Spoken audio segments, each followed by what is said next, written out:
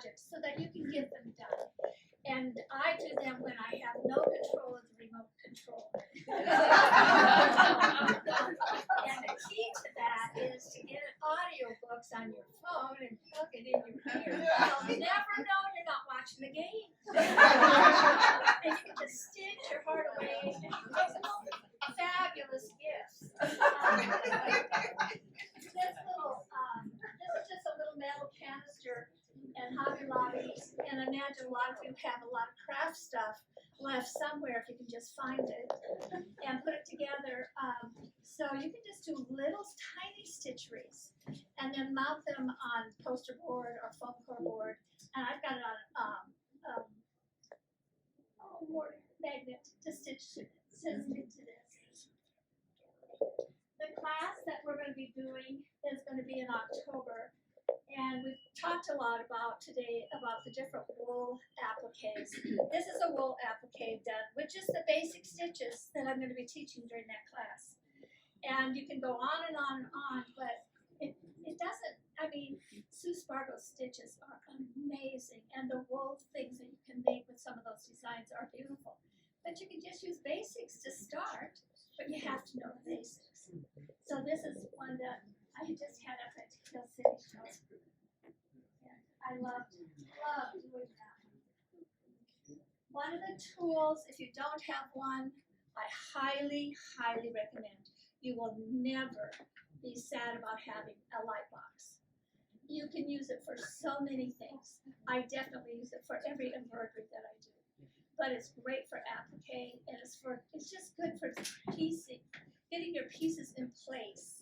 When you're wanting to put something on a block, you can put your basic down, your applique, you can see where to put it because of the light. Because it's really hard to tape things to windows. And you don't have to when you have one of these. Now, because embroidery has, this is an oldie but goodie, and I'm gonna redo this one, but it's just so fun. Just little things that you can do, and it's something. It really is therapeutic.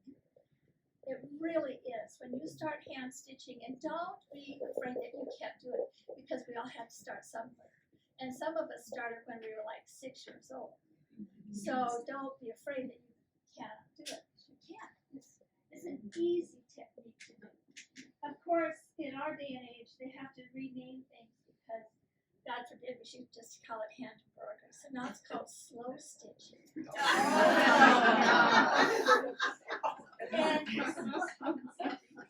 so you can find various parts and pieces in your stash, and this is just little pre-quilted pieces that I just sort of added stuff to making a collage.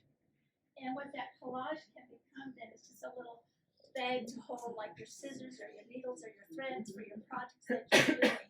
So this slow stitching thing, that is hand embroidery, can make a lot of fun projects. The class that we're going to be teaching, we're going to be featuring these 3 Christmas towels, and Anne has gotten in the towels and the hoops and the needles and the threads, and then there will be a pattern for all 3 of them. We will not be stitching on those that day. Well, we might be if we can get those basic stitches down, but we will have another project for just basic stitches, so don't worry about wrecking a towel, because we're going to be stitching on something else, and then you'll go to the towels to stitch them. And they make great gifts. I mean, they're fun to have in your own kitchen for Christmas, but I think it's a delightful gift to get a towel that you can use to decorate your home. And they're nice towels. They're nice quality towels.